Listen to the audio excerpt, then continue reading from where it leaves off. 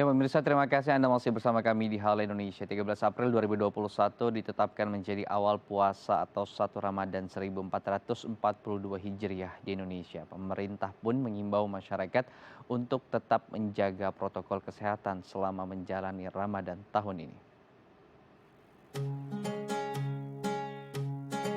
Pemerintah melalui Kementerian Agama memutuskan awal puasa atau 1 Ramadan 1442 Hijriah di Indonesia jatuh pada hari Selasa 13 April 2021.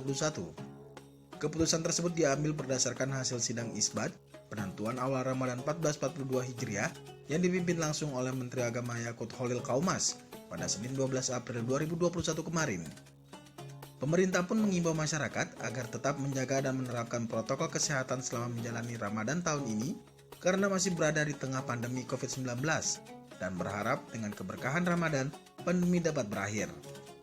Menteri Agama pun juga mengajak umat untuk menjadikan bulan suci Ramadan sebagai momentum pendidikan jiwa agar menjadi umat beragama yang memiliki rasa toleransi atas berbagai perbedaan untuk memuliakan sesama untuk Indonesia yang lebih baik.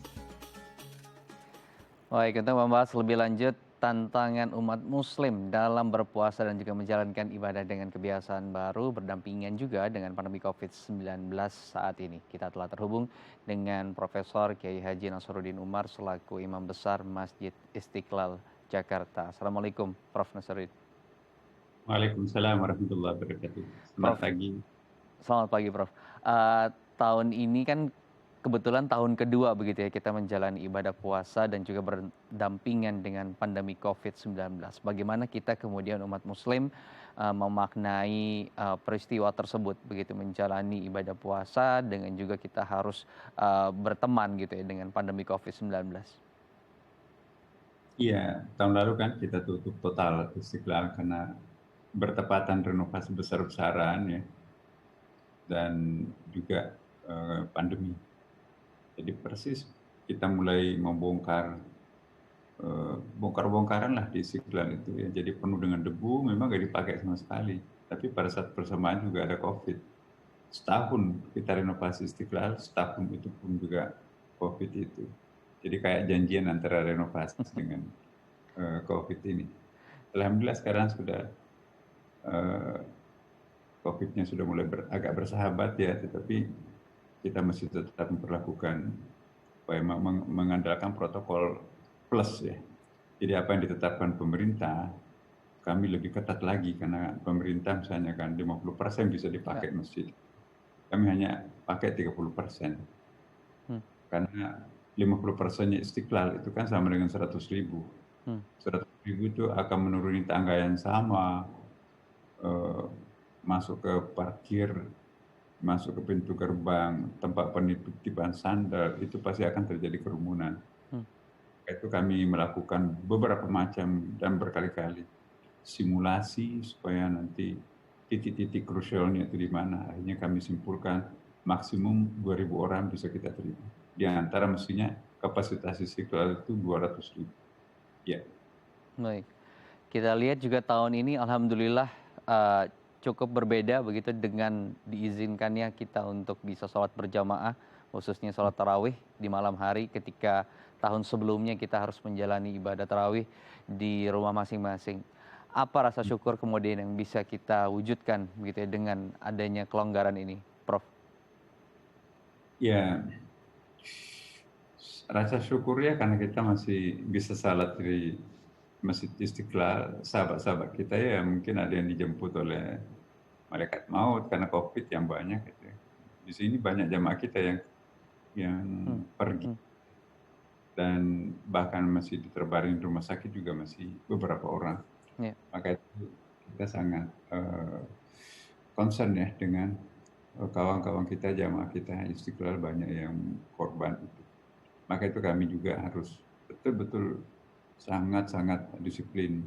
Sehabis dipakai tarwi, disterilkan lagi, kita semprotkan desinfektan. Kemudian di tempat-tempat wudhu itu dipenuhi dengan tempat-tempat sabun ya.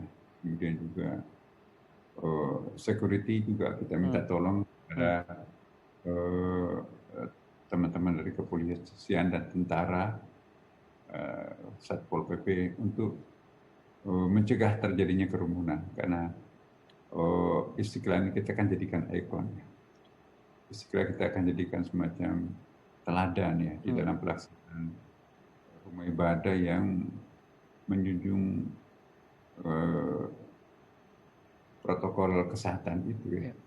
Jadi aneh kalau Istiqlal itu malah justru contoh buruk. Kita harus menjadi contoh yang positif. Ya. Baik.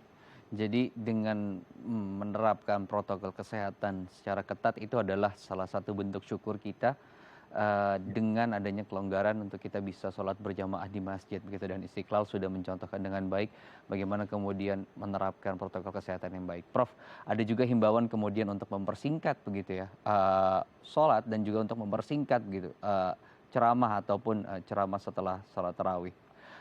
Bagaimana panduan pelaksanaannya, Prof, yang bisa kemudian diterapkan oleh para pengurus masjid lain yang ada di Indonesia? Bukan hanya mempersingkat, malah kami hilangkan sebagian program seperti pengajian ayat suci Al-Quran, terjemahannya yang tahun lalu selalu ada, itu kami tiadakan.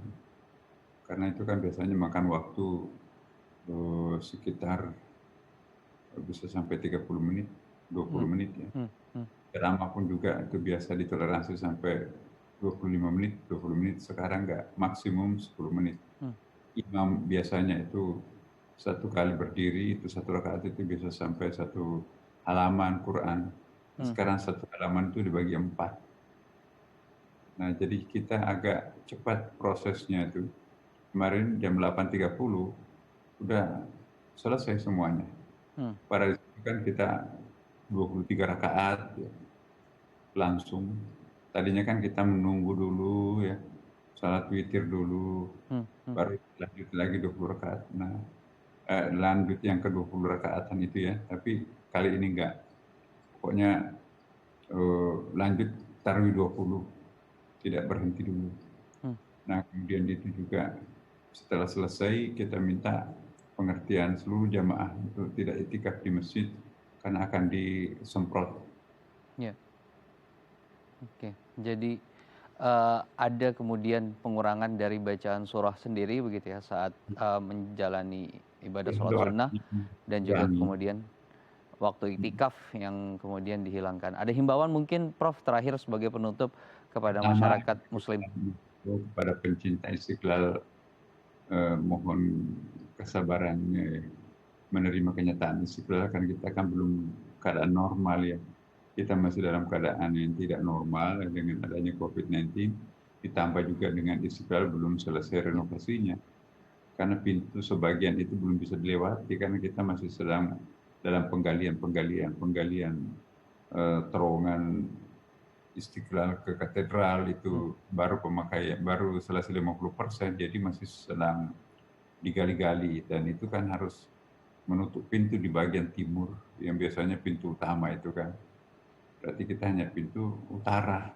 Nah, memang masih banyak kendala-kendala teknis juga. Bukan saja COVID-19, tapi juga masih rangkaian renovasi itu. Ya, tempat-tempat penitipan sepatu, sandal juga masih sedang dalam proses pekerjaan juga. Karena kita sudah bikin, tapi bagian utara, yang bagian selatannya, bagian baratnya juga belum. Maka itu mudah-mudahan tahun depan insya Allah Istiqlal itu bisa form sebagai masjid Istiqlal yang sebenarnya.